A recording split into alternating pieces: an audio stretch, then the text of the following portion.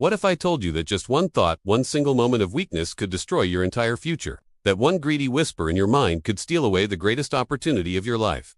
Before I begin, let me ask you something personal. Have you ever had a moment where you thought about doing something wrong, even though you've been honest your whole life? Maybe you saw an opportunity to take something that wasn't yours. Maybe you thought, just this once. No one will know. If you've ever felt that, then my story is for you. Because today, I'm going to share something that happened to me many years ago. Something I've never fully shared with anyone. Something that still haunts me to this day. I was an honest man. I lived my entire life with hard work and strong values. But in just one moment, one tiny thought of greed cost me everything I ever dreamed of. This isn't just a story, I'm telling you. It's my life, my mistake, my regret. And if you listen carefully until the end, maybe just maybe you won't make the same mistake I did. So stay with me. Because the twist in my story will leave you speechless. Let me take you back to where it all began. Many years ago, I lived in a quiet little town surrounded by hills and rivers. My name is Jake, and my life. It was nothing special. In fact, it was full of struggle and sadness. I wasn't born into wealth. I didn't have a family business or rich parents to support me. I had nothing. No money, no connections. Just myself and my determination to survive. Every single day, I would wake up before sunrise, wash my face with cold water from the well outside my small broken-down house, and head out into the town looking for work. Some days, I'd find a small job carrying goods for a shopkeeper, chopping wood for a farmer, or cleaning someone's yard.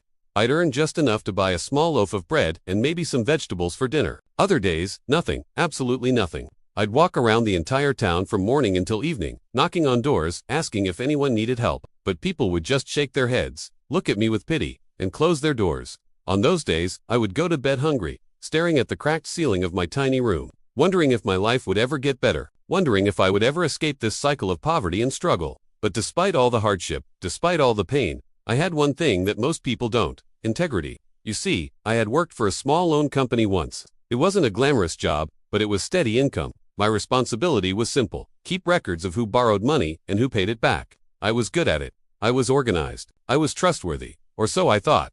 One day, my boss called me into his office. He had this sly smile on his face that immediately made me uncomfortable. "Jake," he said, leaning back in his leather chair, "I need you to do me a small favor." I nodded, waiting to hear what he wanted. "There's a client who owes us money," he continued, "but he's claiming he already paid. I need you to change the records and show that he still owes us." My stomach twisted into a knot. "But sir," I said carefully, trying to stay calm, "that would be lying." "That's not right. The man paid his debt. I saw the payment myself." My boss laughed like I'd just told a joke. "It's just business, Jake. Everyone does it. The world doesn't run on honesty, it runs on money. If you don't do this simple favor for me, I'll have to let you go." I stood there for a long moment. I thought about my empty stomach. I thought about my cold little room with the leaking roof. I thought about how badly I needed that job just to survive another month. But then I looked my boss straight in the eye. "I'm sorry, sir," I said quietly but firmly. "I can't do that." His smile disappeared. His face turned cold. "Then get out," he said. "You're fired." I walked out of that office with nothing. No job, no money, no future. But I kept my dignity. I kept my integrity. And at that moment, I told myself that no matter what happened, I would never compromise my values. I would never become the kind of person who lies and cheats for money. That's the kind of man I was. But even the strongest people have moments of weakness. And my moment, it was coming. One evening, after another long and exhausting day of searching for work, I was walking home with my head down and my heart heavy. The sun was setting behind the hills. The streets were empty and quiet. I could hear my own footsteps echoing in the silence, reminding me how alone I was in this world.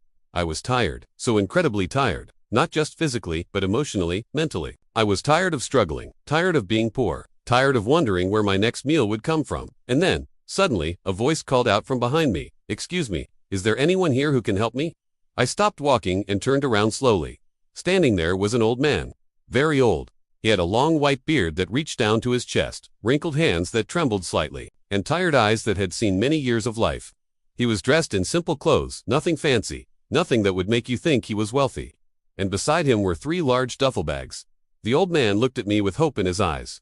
"Young man," he said in a weak but kind voice, "I need help. I have to reach the next village before nightfall. But these bags are too heavy for me to carry alone."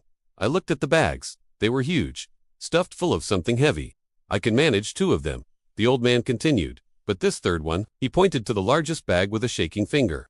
"I just can't do it. My old bones won't let me." He paused. then looked at me with a gentle smile. "If you help me carry it to the next village, I'll give you 3 gold coins." My eyes went wide. 3 gold coins. That was more than I'd earned in an entire month of hard labor. Maybe 2 months. For just carrying one bag. Without hesitation, I said, "Yes, I'll help you." The old man's face lit up with relief. "Thank you, young man, thank you so much." I walked over to the largest bag and bent down to lift it, and that's when I realized just how heavy it really was. My arms strained, my back protested.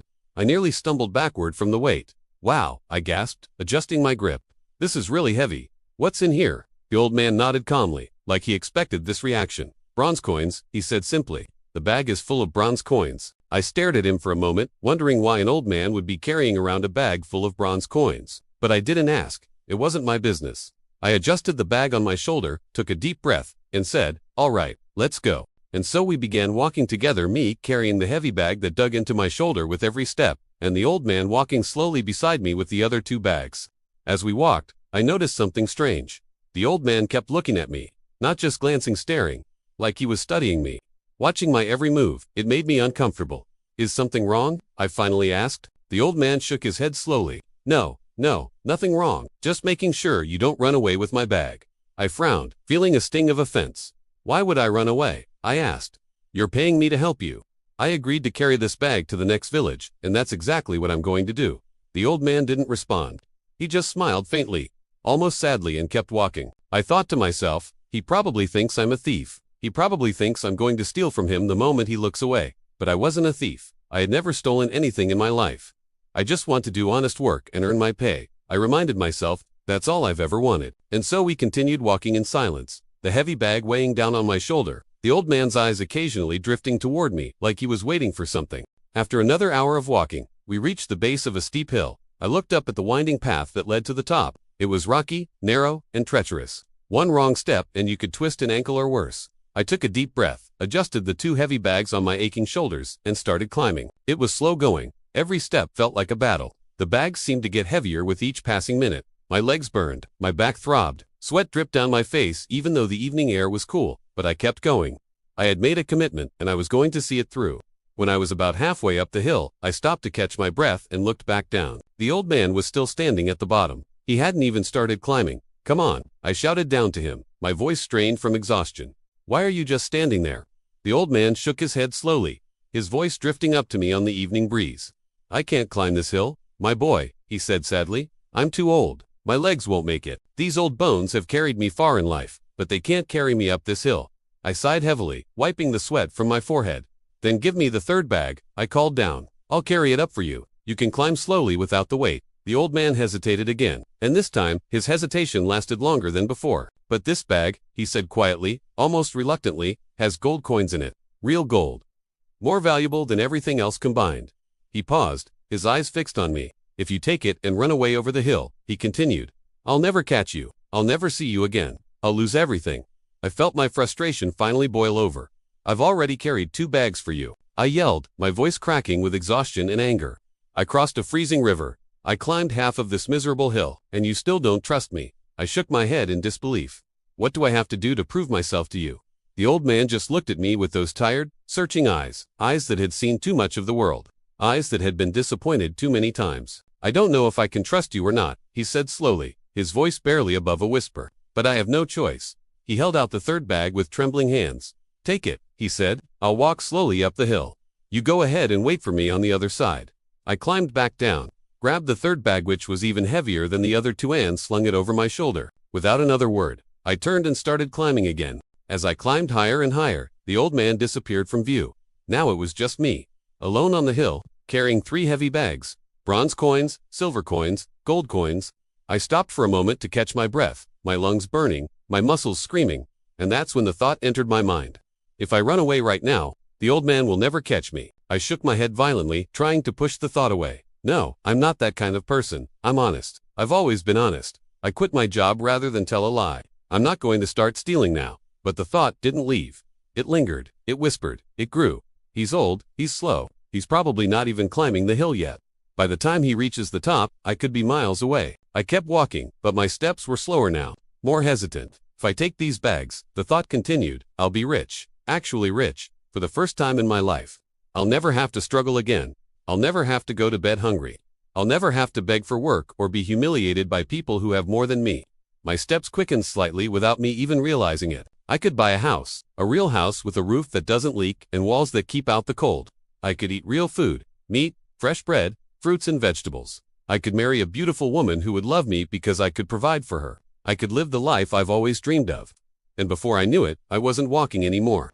I was running. I ran as fast as my tired legs could carry me, the 3 bags bouncing against my back, my heart pounding so hard I thought it might burst out of my chest. I ran down the other side of the hill. I ran through fields and past farmhouses. I ran until my lungs were on fire and my legs felt like they might collapse underneath me. I didn't stop until I reached my small, broken-down house. I slammed the door shut behind me, dropped the bags on the floor, and stood there panting, my hands shaking, my entire body trembling with adrenaline.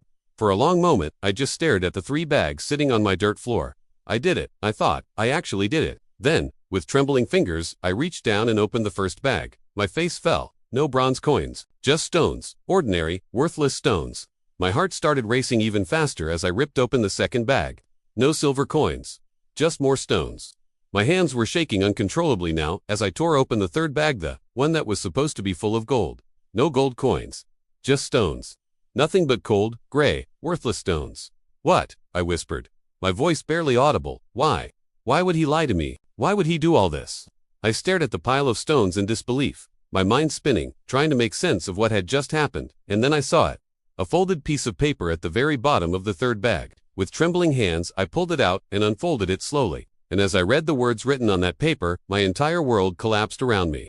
Dear young man, if you are reading this, then you have made a choice. And unfortunately, it was the wrong one. I am not just an old man with bags of coins. I am the king of this land. I have ruled this kingdom for many decades, but I am old now. My time is running out, and I have no family, no children, no heir to take my place when I am gone. For years, I have been searching, not for treasure, not for power, but for something far more valuable, an honest person, someone with integrity, someone I could trust, someone I could adopt as my son and raise to become the next king.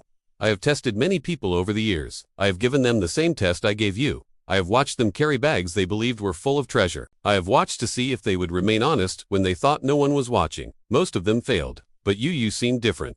You told me about your job at the loan company. You told me how you refused to falsify records and lost your job because of your integrity. I believed you. I trusted you. I was ready to make you my heir. But then you ran away. And so, I must continue my search. I hope you find peace in your life, young man. But know this, you came so close. So very close. If you had not run away, you would have been a prince, a king, but a single moment of weakness cost you everything. May you learn from this mistake. The king, my hands went limp. The paper slipped from my fingers and drifted slowly to the floor. I sank to my knees in the middle of my tiny, cold, empty room, and I just sat there, staring at nothing, feeling everything. I had been honest my whole life. I had refused to lie, refused to cheat, refused to steal. I had sacrificed jobs, relationships, and opportunities because I believed that integrity mattered, that honesty would eventually be rewarded.